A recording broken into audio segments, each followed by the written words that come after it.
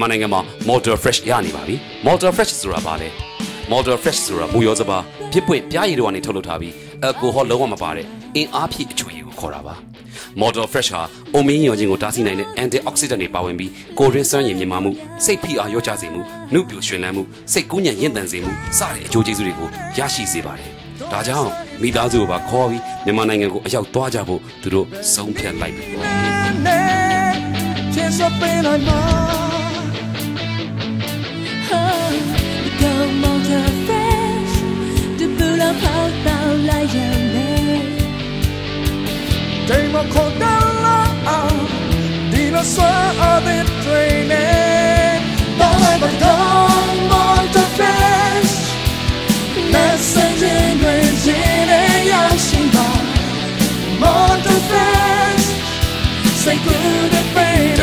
Motor Fresh